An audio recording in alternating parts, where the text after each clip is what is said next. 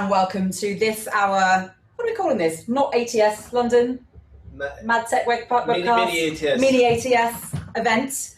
And I'm delighted to be joined by, in the office physically, and then also we have virtually. So I'm gonna go virtually first. Fiona, hello. Hi. How are you? I'm great, thanks. How are you guys? Good. So you can't be with us today because... I'm self-isolating because I went to Spain week before last, and so I'm going to stay in the house for 2 weeks, unfortunately, but there we go. It was worth it for a bit of sunshine lying by the pool. I totally get that. And then to my left, I have Mr. Anthony Wright. Hello, how are you? Very well, thank you. Excellent. Great to have you here. And then, finally, Exchange-wide CEO, Kieran O'Kane. Hello, Lindsay. Hello. And welcome, everybody, to this webcast. To what would I'm so wooden. I need media training. You do need media training. Yes. Welcome. And this would have been the kick-off to the greatest week in AdTech. ATS London was due to happen today, and then to Mexico the rest of the week. Yeah. And obviously we're all ATS London veterans. Both Anthony and Fiona have both been panellists and moderated for us over the years. So highlights of both our careers. I feel like the reason that you are where you are now is because of ATS London. It is the platform that everything is founded upon. Yeah.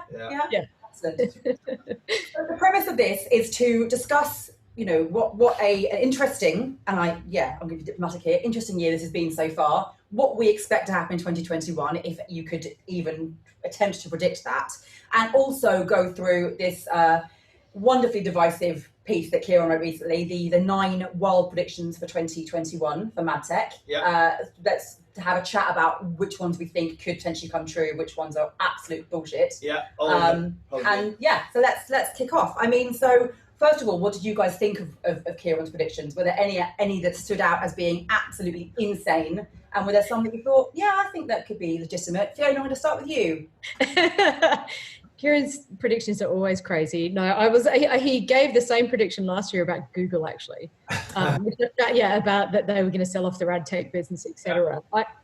I actually think they won't sell it until they're absolutely forced to, because it's worth a lot of money to them and allows them to tie all of their tech together in a way that pretty much nobody can. But also, the industry kind of needs them, whether they want to admit to it or not, in terms of having someone responsible and driving certain agendas in the marketplace, even though we all hate it and we don't like them doing it. The ad tech industry is notoriously shit at organising alternative solutions ourselves. So how many times have we had a crack at, solving the ID space problem as a conglomerate of industry? We're just really terrible at it. And I think, as much as we hate the way they sometimes operate, I can't imagine the ad tech ecosystem without them in it, to be fair. And I think that they'll be forced to change the way they operate by the legislature in the States. And I think they'll be forced to break down some of the rules that they've put into place around, managing the ecosystem the way they do and forcing people through certain buying channels. But I'd be really shocked. And even if they do get forced to sell it off, you're talking about, a fair way out by the time they get legislated against, and then they've got to sell it. You're talking maybe 2 years out. Yeah, it's interesting because, there's obviously a lot. You're saying that in the EU, obviously Google have been fined, but those fines are, in context, they're arbitrary really, and they're just trying to make a point and hopefully probably help just fund the EU. Whereas in the US, you believe that actually something could happen, and the US is the country to make it happen and make Google actually do something to change their ways. Anthony, what do you think the future of Google looks like? So, to simplify, I think let's bracket that all as the double click bit, even though they don't use that. I think. They obviously decided to merge it all together to make it really even harder to unpick when they were forced to sell it. Right. Yeah. I think there's 2 reasons we look at the landscape. There isn't anything close to double click in terms of its scope of capability. There isn't a single close competitor. A couple of companies have come close and fallen away. And I think it's a real problem for the industry. It's actually a massive risk that if the separation of DoubleClick from Google leads to a denigration of capability of DoubleClick, I think that puts the industry further backwards. And in some ways, the ability to use data at a user level or have confidence in the application of signals through an execution stack by decoupling Google and DoubleClick, I think could be put at risk. I think that's a problem. Part of the reason that there isn't enough competition to DoubleClick end-to-end solution is that obviously the subsidy of DoubleClick system pricing, because of Google's broader revenue position, has held back competition. So if we look for positives, it could mean that there's a more effective pricing opportunity for people to come and compete. Yeah. But there's a massive risk for the industry if the ability of DoubleClick to give a solution is compromised, because we do have a lot of non-interoperable point solutions. So I'm, at least we know the status quo allows for a very strong foundation that other people can operate around, albeit with diminishing interoperability capabilities, as we hear of Chrome third-party cookies potentially moving away. We know there's data in, not data out. All of those limitations are problematic, but somewhat better the devil you know until there's a competitive context that we can move to. And that's an interesting point, is the interoperability of this, because actually taking DoubleClick out of the mix or making them separate, it will set the industry back, is what you're saying, basically. And we'll have to start again. There's no end-to-end solution. These touch points that can't mix together. Kieran, you're doubling down on this prediction. It's going to happen, right? It's going to happen, right? DoubleClick isn't going away, right? So what's going to happen right now is Google is under the cosh everywhere, in the US, in Europe. They have to do something here, right? So they're going to make a sacrifice of a certain part of the business. They want to hold on to YouTube. They want to hold on to Google Search. They want to hold on to Google Cloud. They want to hold on to Chrome. These are high margin, high growth products, and right? Android as a platform. And Android, of course. Yeah, absolutely. Android. These are the crown jewels for Google, right? Display is just a nice business. It's not high margin. It's a nice business. They make 20 billion, but they're only making like what 20-30% on that. I mean, that's a lot of money, but it's not enough for Google, and the growth is starting to stagnate, right? So I'm not saying that DoubleClick's going away. I'm saying that Google would spin it out as a separate business to a PE firm. Google will still benefit from that business in some shape or form. But I just don't think it's enough just to kind of tinker. I think the tinkering days are finished. Google have so much power in this industry. I've been saying it for 10 years. So much power. And I know that Fiona's point is right. But we are addicted to Google heroin, right? We need to go cold turkey, right? And if it hits the industry a couple of points in terms of growth, that's good enough, because Google's not there anymore. Think about it, right?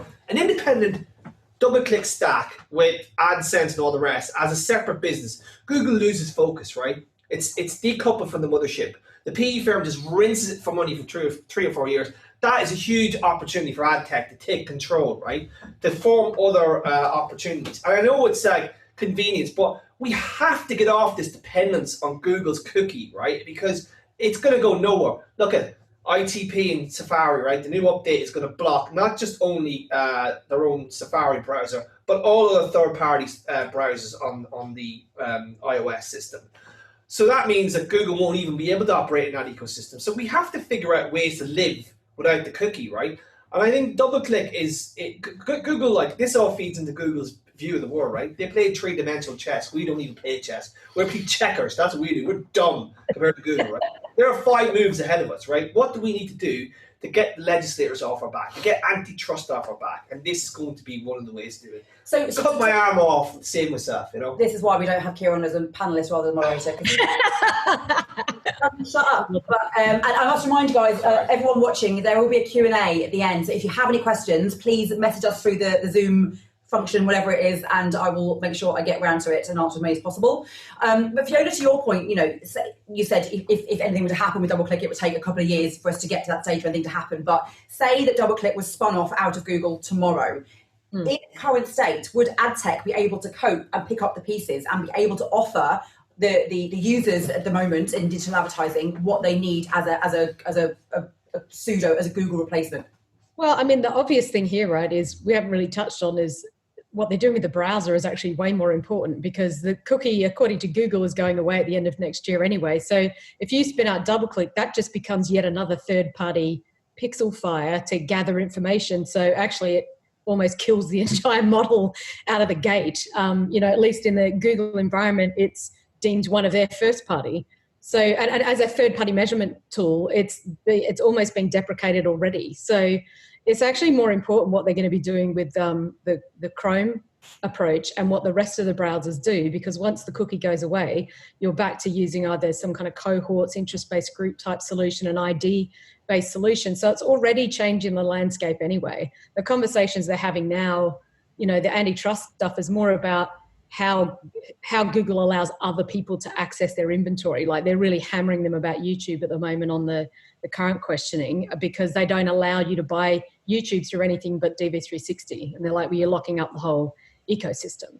So well, I don't know. I mean, I think it would be really interesting to see how that all shakes out and whether they force them to open up their supply to other trading partners, or whether, you know, the rest of the industry is already moving on to what are we doing in a cookieless world, where Google's still an incredibly powerful player because they have one of the most used browsers in the world. And, you know, if they're not engaged with the ad tech community because they sold off their business, that can only be bad for all of us, because they're already struggling to get agreement in the ad tech community about how the new cohort system's even going to work. There's no agreement, and we're already, September, and it's supposed to be available sometime next year. You know, we've got bigger problems than whether or not they're going to spin off DoubleClick. I think if we try and take a positive, if someone's going to buy DoubleClick, they're going to want to have some confidence in what they're buying, having a medium-term future. So one would assume that whoever buys it will insist upon some continuation of data from Google. They'll want assurances. Yeah. But what that might lead to is a leadership team of the spun out entity that has a greater interest in collaboration with other systems and other entities. So hopefully it could lead to, actually, we know that there are a lot of very smart people in the DoubleClick structure actually being able to be far more innovative and aggressive at creating an ecosystem that is broader than Google, but still has an interoperability with Google. So are you saying they can't be innovative inside Google, these wonderful people that Google employs? I'm sure they are very innovative, but against the strategy of making Google much stronger as an independent entity than necessarily creating the landscape.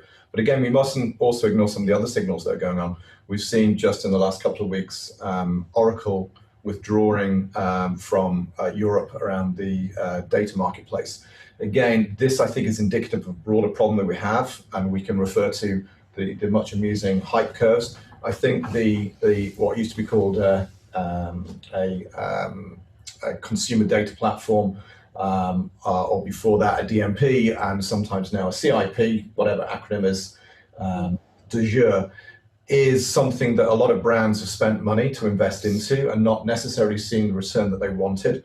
So maybe if we do get to a world where there is DoubleClick outside of Google, embracing interoperability, I hope, that might lead to the growth again of the understanding of why it's worth investing in data as an asset to manage your first party data and enrich it, which I think a lot of companies bought into strategically, but executionally found a lot harder than they anticipated, and are now sort of wondering about the value of continuing to invest in. So again, I hope that what we get to is a better world.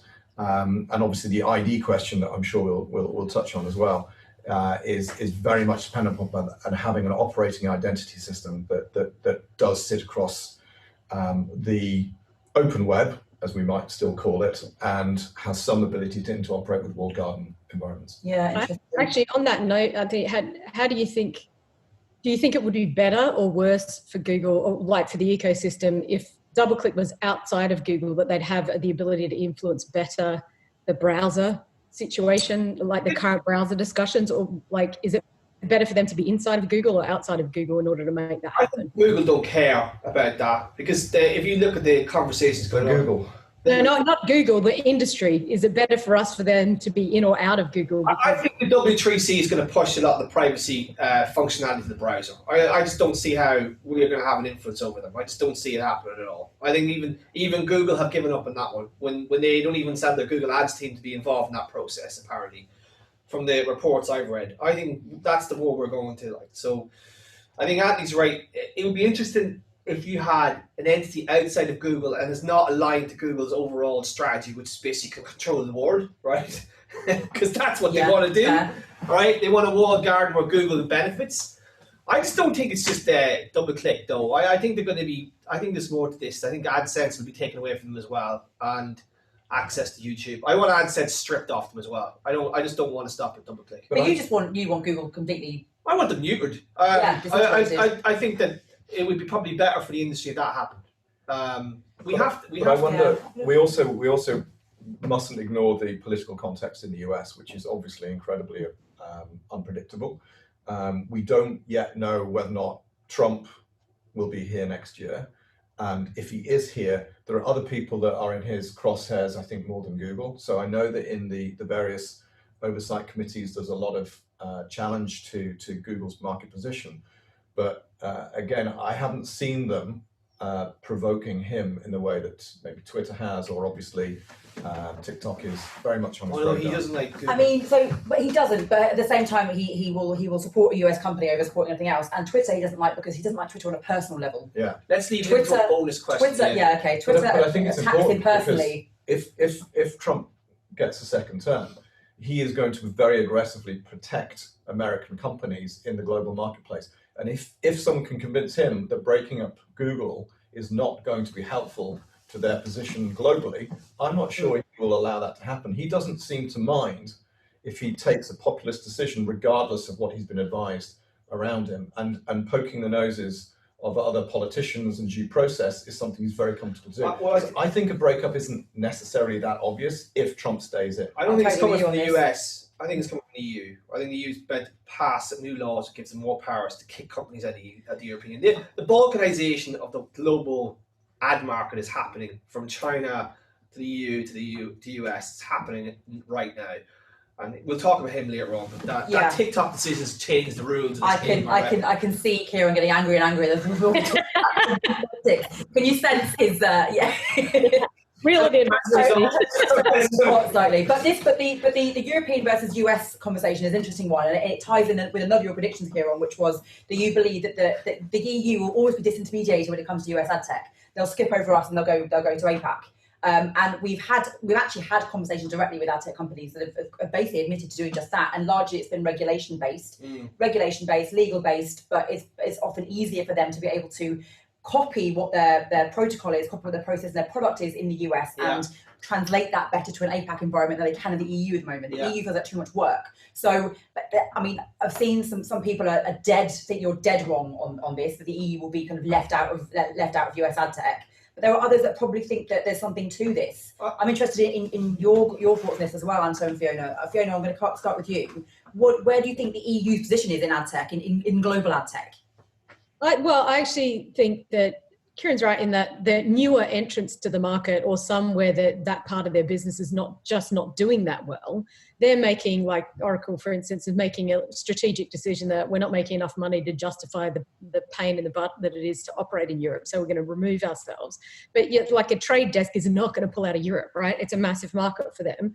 And I think what you'll see is most of the larger companies that have actually got it together when it comes to GDPR, they're global, right? So they've strategically over the last 10 years been building out their footprints in all parts of the world, and already have accepted that they're the risks of working in the European marketplace and are working towards that. It depends on the ad tech company as well. If you're a straight data company, you'd be asking yourself some serious questions in Europe. But if you're one of the trading desks, or if you're like a measurement company or something like that, you're obviously still going to be wanting to operate. It's a large market. So I don't think it's necessarily going to be, no, we're not operating there at all. But I do think that there is space for more innovation from Europe, from European-based companies that have that sort of GDPR privacy first stuff at their core. And there will be opportunity for people to operate in the European market, where certain European clients really would prefer to work with a European vendor. And if there's an alternative, a scale alternative for them, then they would definitely consider it. You see it with people switching ad tech in more recent years around stuff like, a Permutive or something like that, are getting kind of quite a bit of traction in the market because they aren't necessarily based out of the States, and they've got a little bit more of a nuanced view to operating in the European marketplace.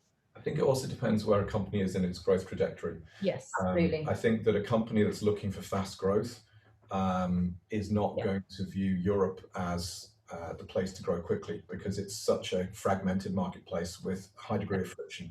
It's easier to grow by going from New York to Dallas than going from New York to London because the local marketplaces in parts of the US are so much stronger.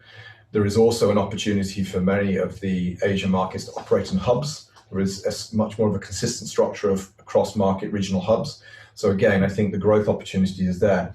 Europe is a challenge because it has very localized markets, complicated markets, and also regulatory constraints. However, any of the global ad tech and data companies that operate in Europe can take the learnings from Europe into the US because the US regulations are following the European model. Absolutely. And the Asian model is further behind again.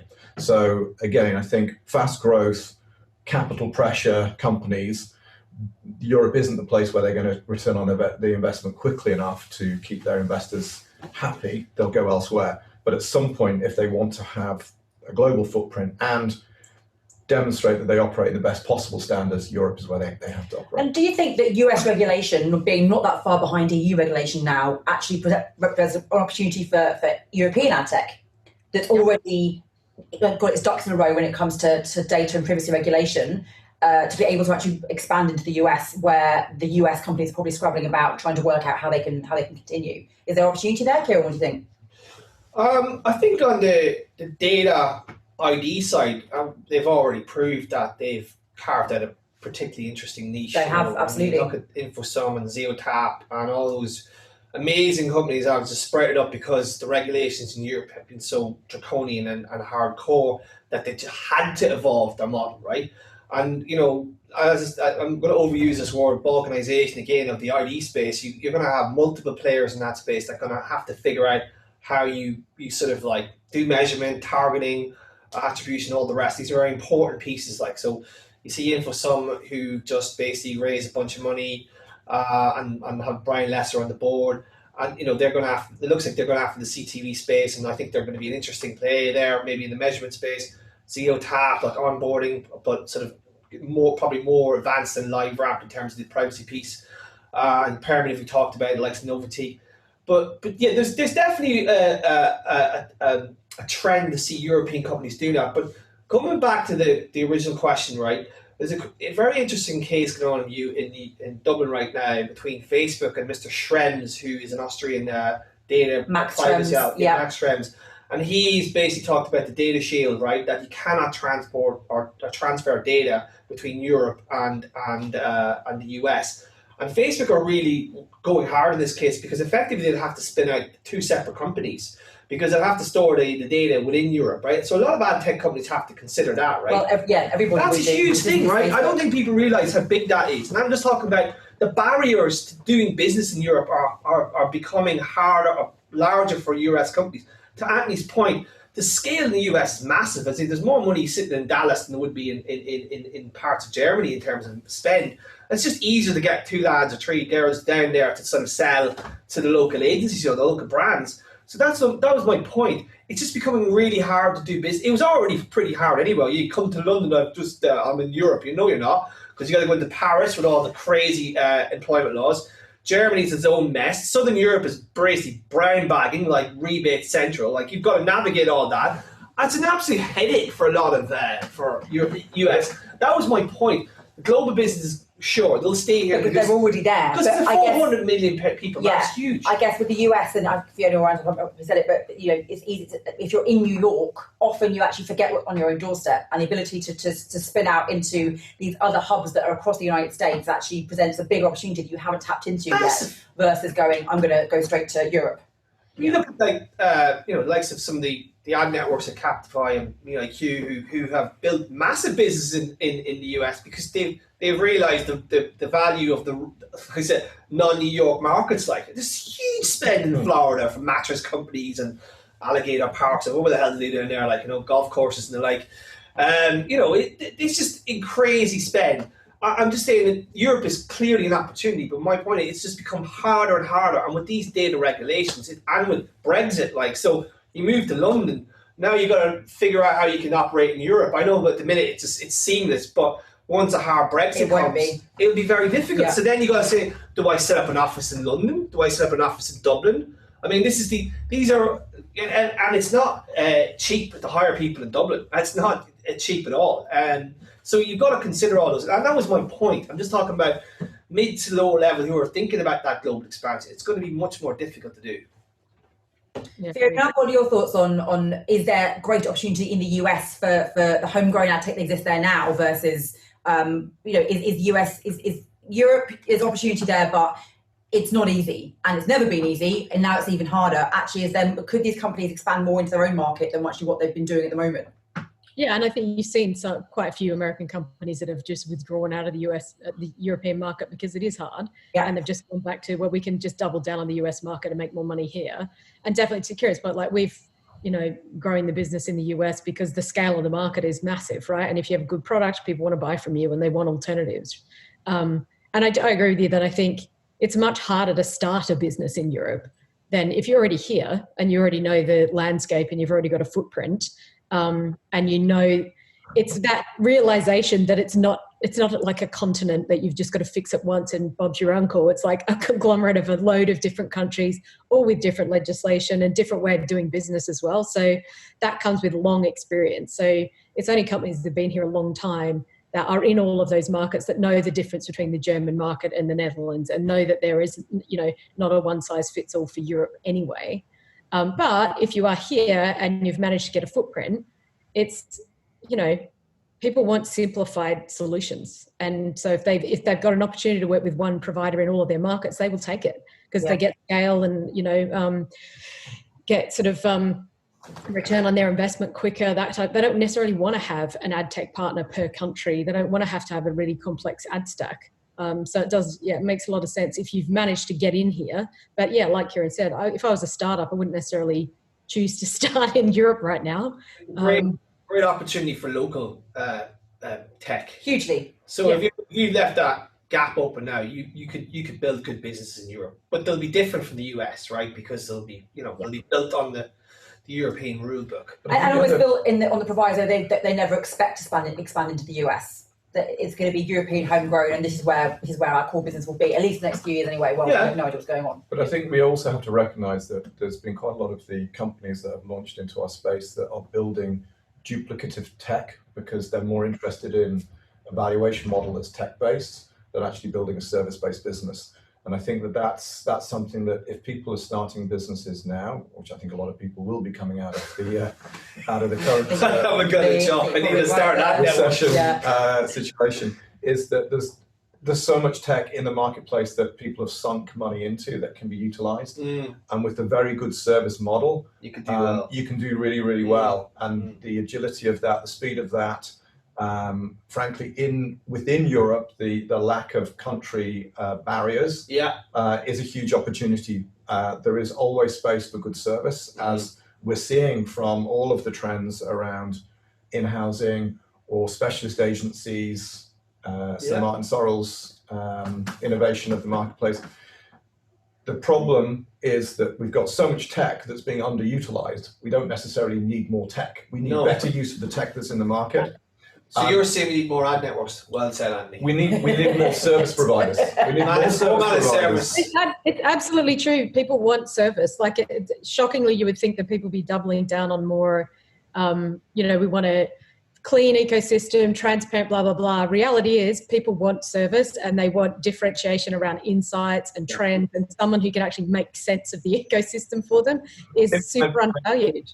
Yeah, because it's all PowerPoint promise. But Europeans do that really well. Like, look, they do it really well, and that's evidenced by the great sort of managed service business we have in the continent. Like, so that I should have added an extra paragraph to that. You should have done. But I think it's interesting because it's around what kind of, if you're starting a business right now, if you have that entrepreneurial spirit, go after the service. If you're looking for the next unicorn, you're never going to do it in the service business. But it's hard to build a unicorn. Well, exactly. So actually, maybe that's the way, and that's why Europe does service better, because Europe isn't about building unicorns the same level the US is. There's definitely, it's probably for another webcast, you could split it. There's definitely a differentiation between non-US businesses and US businesses. 100%. The US businesses in New York and wherever else are built for like the scale of the market, right? Programmatic.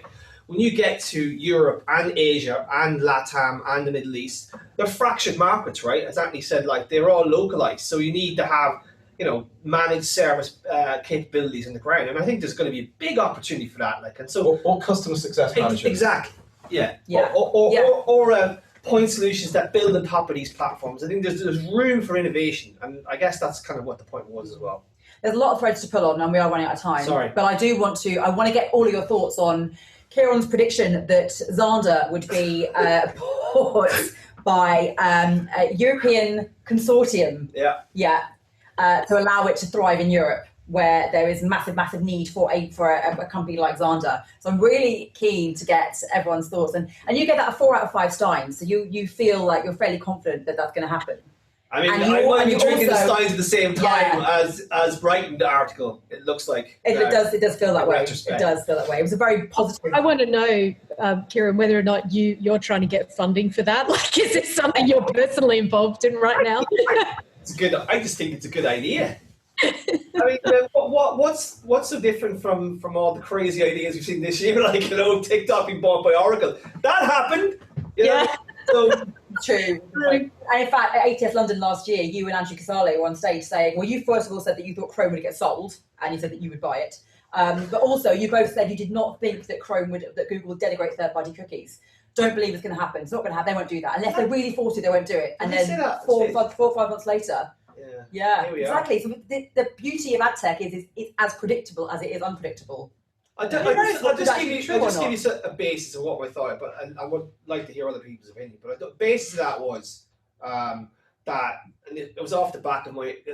See, prediction 2 only happens if prediction 1 happens, right? So, like, if Google do this rollout or spin out, it's going to leave a vacuum in the space, right? And there's a couple of scale plays on the buy side and sell side, but AppNexus was one of those, right, globally, that were competing. And then they sold to AT&T. And I feel that AT&T just don't care anymore. That's what the article saying anyway, like, they want to spin it out. And why would a European consortium buy it, given the fact that it's got the strongest play here on the sell side among European publishers? But do the publishers work better with DoubleClick outside of Google than they ever have done with it inside of Google? So actually, is the marketplace opportunity for AppNexus of old diminished by an independent DoubleClick?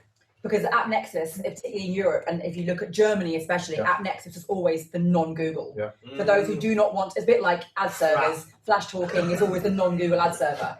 So actually, if it's no longer part of Google, will people want it? That's a really interesting point. And the other difficult question is, how strong is the Xandr technology? Because it sat within Group M for a long time and certainly got the benefit, I'm sure.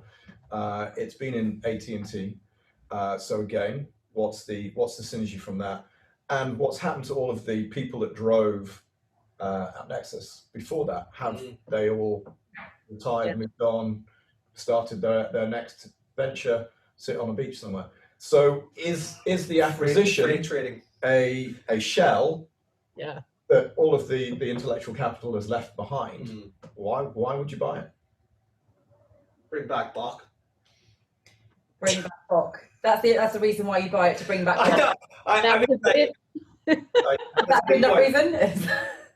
Sorry, Fiona. No, I agree with what Anthony was saying. I just say, well, first of all, other than your idea that a consortium of people would buy them, I mean, there's not that many people left to buy an ad stack, and there are already alternatives to Google in Europe now. So you don't have to be using AppNexus. There's other ad servers still in the market that you can use. So I'm not sure.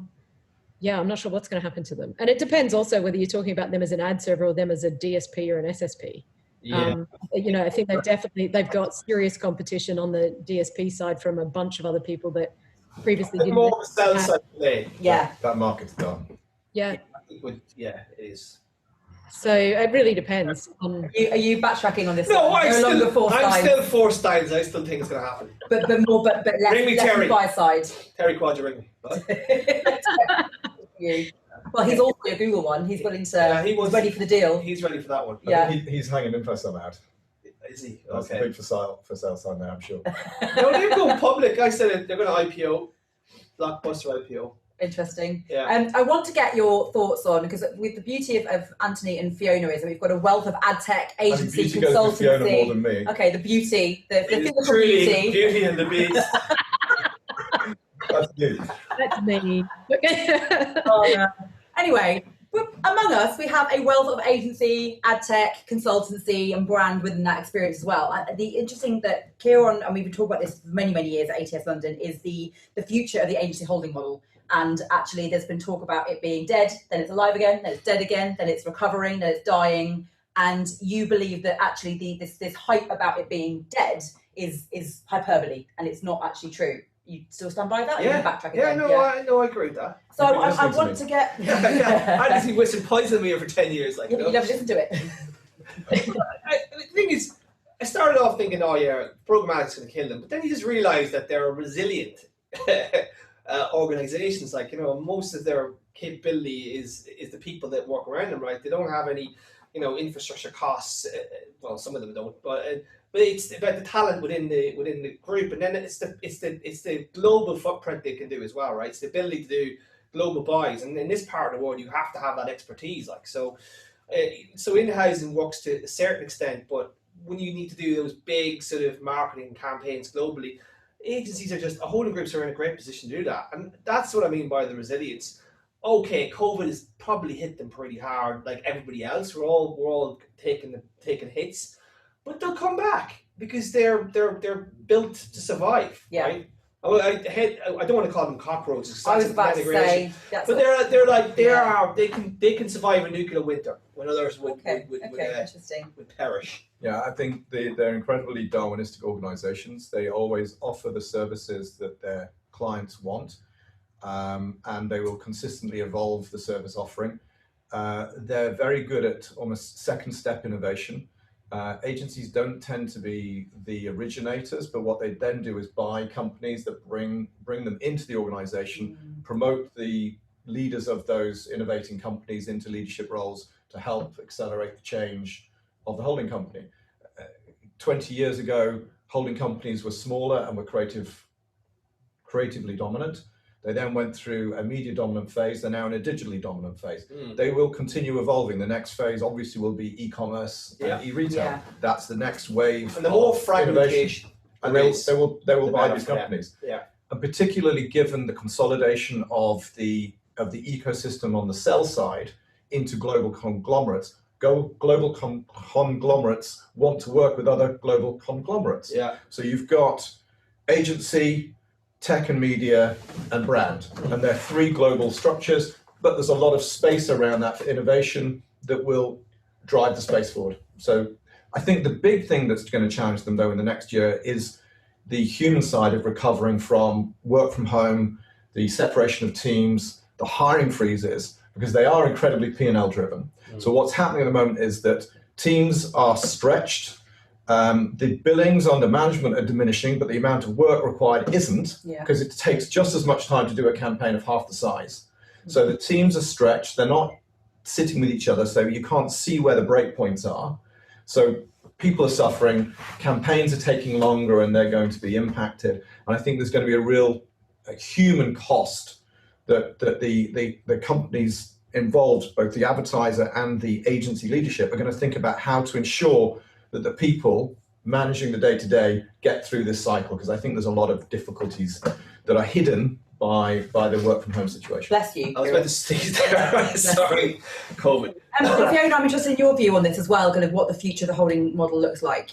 Yeah, I agree with what everyone has said about they're very good at adapting to the marketplace they're operating in, but also it just comes back to, you know, it's not just about the ad tech, it's about the entire service packaging an agency offers to a client. And clients more than ever this year are trying to navigate through the entire ad ecosystem changing and cookies going away, and they need advice from other people. And that, you know, some very sophisticated brands will already have technical teams and analytics teams in-house that can do that for them, but the vast majority of them don't.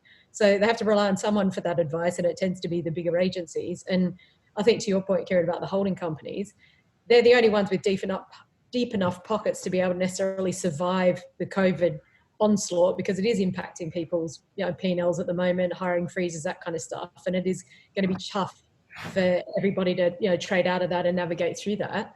But at the end of the day, they still have a service that clients want. Brands want help with brand advertising, not just programmatic. It's a more of a holistic kind of approach to it. And I actually do think with all of this stuff with cookies, what will end up happening is a lot of people will go back to some of the more traditional brand advertising, and that you already see, like, so much video is being bought, so much audio, and it's much more brand level metrics than it is DR these days. So you'll still have DR, you'll still have that digital kind of ecosystem, but there's a lot more brands who are rethinking the way they're positioning themselves and where they're spending their money, and they're going to need agencies to do that because they don't typically have that skill set in-house unless they're a very large organization with a huge ad team.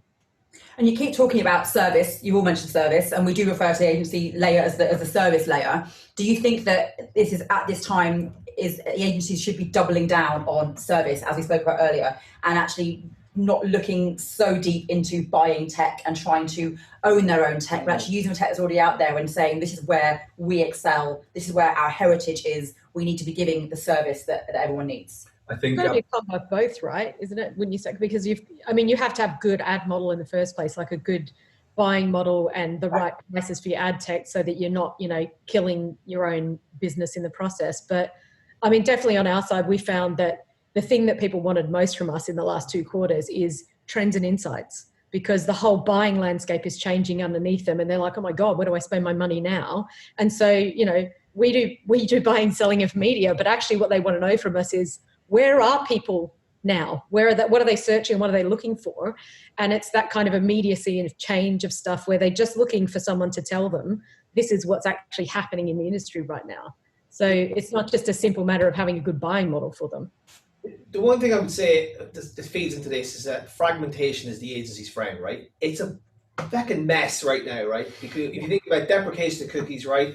The amount of media platforms out there, with the deprecation of cookie, you're talking about measurements kind of going away, targeting's changing. So this is not just only an opportunity for holding groups. And I agree that there's a bit of an economic downturn coming, which probably will benefit the holding groups.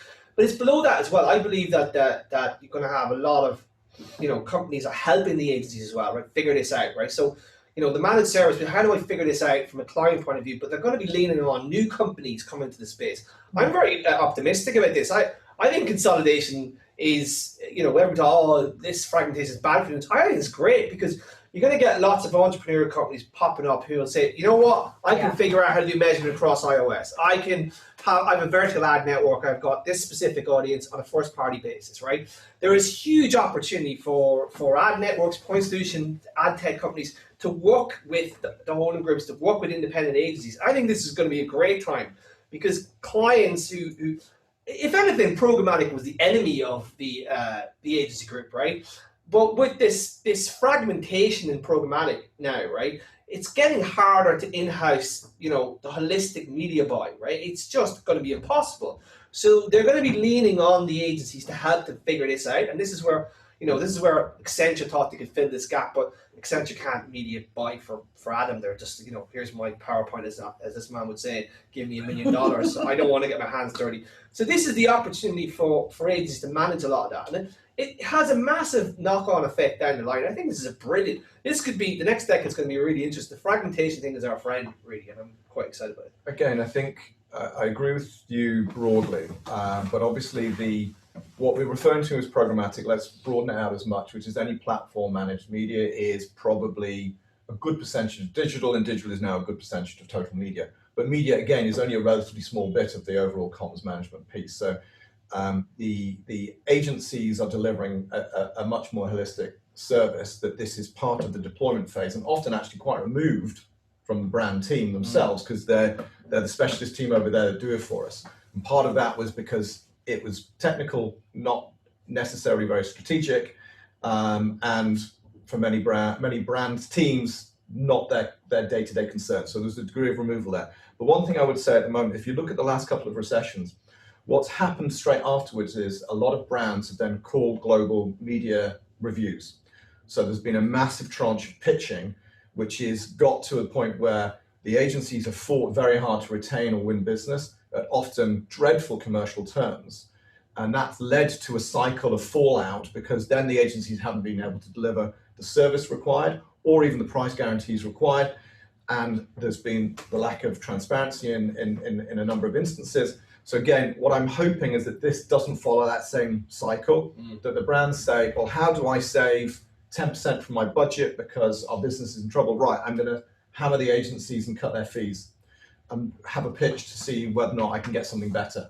Because that will actually detract from all of the innovation and the change that we all think will be really exciting to come out of this, because it's going to lead to a very ugly, commercially focused process, taking a lot of time and potentially slowing down that improvement of the commercial model that we know is actually the biggest weakness to the holding company, is the commercial model that they're operating under.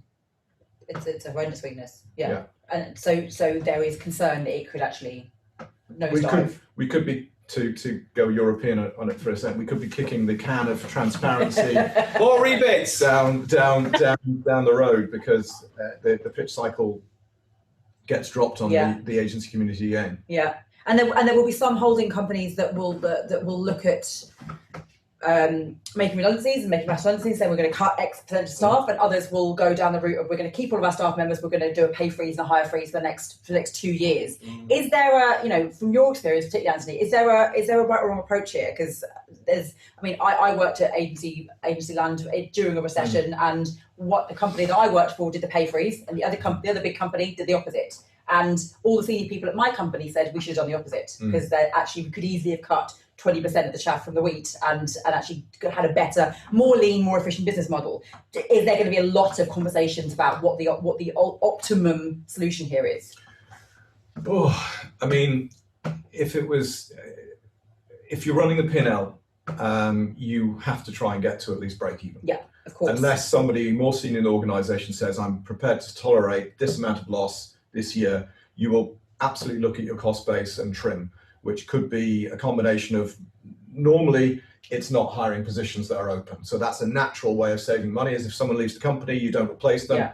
The bonuses are all discretionary, so there's a cushion there that allows you to not cut. And if necessary, you'll restructure, and then it's a question, do I get rid of someone expensive, or do I get rid of 5 people that are cheaper? And invariably, what will happen is that you'll thin at the top, and then you'll allow space for the next generation to come through, because what you're telling them is you need to accept the challenging situation of working very hard, not necessarily getting a pay cut, because there's a clear opportunity here for you to fill the void. So ideally, you organically protect the organization, you accelerate the ability for the organization to change and gain through the experience. Because our business on the media side is invariably linked to commission, because even if you paid fees, at some point the brand will say, but the effective commission is this, so I think I'm overpaying you. And you're like, well, we agree a fee, but there's always a inability to ignore the relationship. Because you don't know what's going to happen to media spends, you have to be conservative again to try and ensure that you're managing responsibly the business to the P&L. So if what happens, which again happened in 2009, 2010, was we all anticipated the recession then to lead to reduction in spend, and it did broadly, but digital grew massively. So what happened actually was many digital businesses were markedly profitable in 2009 and 10 because they didn't anticipate the growth. Yeah. They'd restructured the business cost base, expecting a challenging time, and the business picked up. So it depends how responsive the company can be. So it's not just as easy as saying, I'm going to invest in my people, I'm going to cut my costs. You've got to be allowed to do that by whoever is running the business above your P&L separation. And you've got to try and keep as much control as possible in your cost base to respond negatively and positively to the unknowns of how much is this client going to spend, or is this client going to find me, or will I win a new piece of business that wants to spend quickly? It's interesting. And Fiona, what responsibility do brands have in this, in ensuring they are not cutting their nose off to spite their face when it comes to the partnerships and the relationships they're trying to maintain through all of this? I think it's been really interesting actually watching them react. In the first couple of months when COVID first hit, like March, April, everyone kind of freaked out a bit and froze all of their spend because no one knew what was going to happen. And then after a couple of months, people realized that, the show kind of needed to go on. And so they started spending again. And I think what they've done is taken the opportunity, like most businesses, of just taking a bit of a step back and doing a reevaluation about, well, who are my strategic partners and what do I want to get out of this relationship? And it's actually changed the conversation to be, I think, a bit less about rates and more about what's in it for me for this long-term partnership, and can I remove some of the partners that I'm not really getting that much value out of? And I don't mean value in terms of dollars. I mean, what else can you provide me that helps me kind of drive my business forward, and I use kind of still fit for the new ecosystem. So we've definitely seen that, where a lot of clients in Europe froze their spend for a couple of months and then just started spending again. It's a bit slower recovery in the States because they didn't just have COVID, they had the whole Black Lives Matter stuff going on as well, and sort of like the double whammy. But and I think it's just the shape of the media spend is changing slightly. It's not that people are not necessarily spending, they're just spending in different places now. And they just want to talk to people that can give them more than just, nuts and bolts. I can get my price down to X. It's more about what else can you do for me kind of thing. Mm-hmm. And it's, forcing more of those harder conversations around the other value that people are bringing, whether it's creative services or insights and analytics or whatever it is. It's not good enough now just to have the lowest possible price. Yeah. I think another interesting factor at the moment is that the context we're in has focused a lot of minds on what's working, what isn't, what do I need to change about my business. So I think on one end, no brand can ignore e-retail and e-commerce anymore. A lot of people have said, no, I've got a team that do that, but I'm thinking about my brand and I'm thinking about my what I'm saying to my consumers. The growth of direct consumer e-commerce platforms and the need to have a coherent presence across all touch points, your e-retail side of things, means that even CPG, FMCG companies now absolutely understand that e-commerce is the foundation of growth. Now, most of them will have seen that the opportunity for Delta each year in the last few years has been that, but it's still been a relatively low percentage. So it's been a growth factor rather than a driver of the main business. It's become a driver of main business now because people have been so much more ordering from home and ordering through platforms. So that's been a massive outcome of this, is that is now the center of everything. I think the question mark is, what does that do for attribution and measurement? Because again, in theory, that gives much more of a closed loop to data to say I'm spending on brand and I can actually track a greater percentage now through a partner or through my own conversion tracking methodology. Yeah, right. So again, the quality of the first party data is improving and is growing, and that's actually highlighting a lot of the inconvenient components of friction around that. So again, I'm hoping that out of this, we're going to get a much more strategic, structured approach. And again, slightly amusing, but some of the more ephemeral stuff, like I'm going to spend a load of it on influencers. I think that whole space has become far less important because of this, because it was actually just kind of interesting, but it didn't have the consignable value that now is critical to all of the discussions. Yeah, interesting. So talking about, Lindsay, about different media types, right? So audio's getting a spike now because more people are listening in that environment in home or wherever they are remotely, and also CTV. There's clients now that would never have been buying CTV 6 months ago that are all doubling down on streaming services now. So there's a whole range of different kind of behaviors from the brands on where they see best brand coverage. And this is why, like particularly CPG brands, they need much more real-time information about how people's spending behavior has changed, not just because it's gone online, but actually where they're buying and what types of products they're buying is changing as well. So it's very, it's kind of made them rethink almost their whole media strategy and what type of media they're buying, for sure. Interesting. I want to, we're very close to running out of time. We've been chatting away, and I want to see if there are any questions coming through. So I want to ask you guys kind of what role politics is now playing in this, in a way that it never probably is more intrinsically tied to ad tech and the future of digital media industry than probably ever has before. And if the whole TikTok saga in the US proves anything, it proves that anything, no one knows what could happen, anything could happen. Are there any big things in 2021 that you think could come off the back of this? There's one I'm really conscious of, and it's slightly non-industry, it's slightly more social really, but it has, I think, major implications for our industry, and that's the BBC. We've got a situation, it was about a week ago, it was announced that the sale of BBC licenses, and it's very UK, but the sale of BBC licenses has fallen dramatically. It's 250,000 less. It's the biggest drop in license sales that's ever been seen, because obviously people are under financial pressure. Many younger groups don't watch TV in the same way, so even because it's streamed, they're not thinking they're watching TV. And obviously the non-enforcement, which I think is a good thing, means that there's less concern about not paying it. Now, we also have a situation where the government is clearly not very BBC friendly. So I think we have... like the Archers. I think we have a huge risk to something that's incredibly important to us as a nation, not just from entertainment, but news, quality of news, verified outlet of news. We know that's a huge issue. And again, as the UK is being perceived globally in a different way because of some of the political decisions about treaties or projections about attitudes to other countries, the BBC is really important for how we are perceived around the world and our values. And so I'm worried about what happens to the BBC. And I think for our industry, if the government decides that an ad-funded model is what's needed, then that's going to have a massive impact on ITV and on Channel 4 and all of the other channels, because there's going to be a total step change in supply of inventory that will massively damage the business models of all of the media at a time we know that content is not something that advertising is appropriately covering the cost of in many instances. So I think that's something that in the next year is going to be a major factor. If you are in the UK and you're wondering what we're referring to as licenses, in the UK, our public television BBC, we pay an annual license of £170 or whatever it is to access that television. And so Anthony's saying that the people are no longer buying those licenses. Means that there's a trend. There's a trend of people not buying licenses for many different reasons, because they decided not to watch BBC anymore, or they're streaming it and don't think they need to.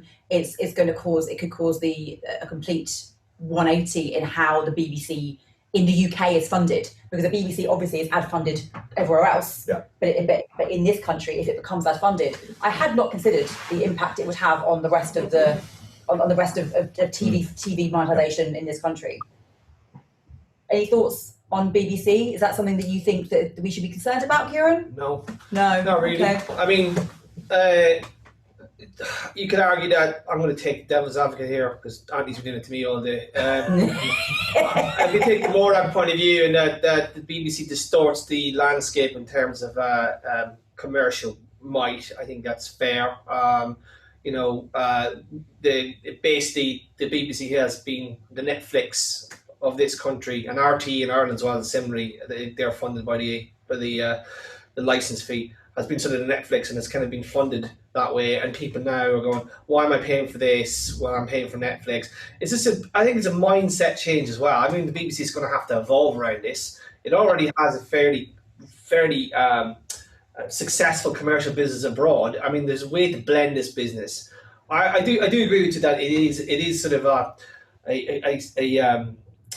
just a voice of decency in all the chaotic noise and the Facebooks, the war, and all the rest of the shout match, where the BBC's had a sort of middle of the road opinion, and it's given the UK a good sort of appeal. But I think this is going to have to evolve. I don't think it's going to be a tragedy. The collapse of the BBC. The BBC will always be there. The artists will always be there. You'll always have all those Doctor Who, whatever else he's watching TV. I don't even watch TV anymore. I don't really care. Anyway, that's the Trump, right? Here we go. Trump has opened a can of worms. Yes. With TikTok. His banning of that app is going to basically open up a can of isolationist worms, if you will, globally, right? What's to stop him if he gets re-elected to kind of start going, I don't like Facebook today, I don't like Twitter today, I don't like Google, I'll send an executive order and ban them from the US. What's to stop the EU going, you know what, Facebook and Google are not listening to us, let's just kick them out. Let's sign a decree and get them out of the market. Chinese, the Indians are all doing it. I think the age of being able to scale global platforms is coming to a screeching halt right now. I'm not saying it's the end of the ability to scale globally, but again, it's that fragmentation by country. And Trump is just setting really bad precedents, right? He is literally the worst president ever for the free market. He is an isolationist because it suits his political objectives. And I think that the TikTok thing is a huge can of worms. I just like Facebook, Google, and Apple, and Amazon. Should have went to court to block him. Should have made a point going, you cannot do this. You cannot just sign an executive order banning an app. Whether or not they're sending sensitive data back to China, right? That's a good cause, but we don't know there's no evidence to show that, because as someone pointed out, TikTok's data centers are based outside of China. So he's literally change the script around this globalization. I think this is going to be the big story. Whether Biden gets it or not, I think he's just basically created a really dangerous precedent. And it's going to be hard then for these big businesses. I think he's done the US, those US Silicon Valley companies a disservice. I mean, you might see the unintended consequences. How do you mean? Well, think about it. If he's done this with TikTok, right, and then extends, other countries go, I'm going to turn these off. It's going to be harder for those businesses to scale. The next Facebook coming out of Silicon Valley are going to find it harder to get across the world, right, to get real global scale. And he's kind of blunted America's power a little bit. Like, I know he's kind of blunted the Chinese, but in doing that, he's kind of almost blunted America's power. It's really fascinating. I couldn't. You couldn't have written this script for TikTok. Like, serious. A lad in the room smoking cannabis and all the rest of it couldn't have come up with this script. But I think that applies to pretty much everything happening in the world right now, that you couldn't write the script to it. But I think that's the point, though. It's the politics that is going to be driving the driving force behind everything going forwards. And a lot of the questions that we've been receiving on the Q&A have been around actually going forward. Who knows what will next year look like, and who will be the winner? Who's going to win it in all of this? Sir Marty, Trump. I don't know that Trump will. But Fiona,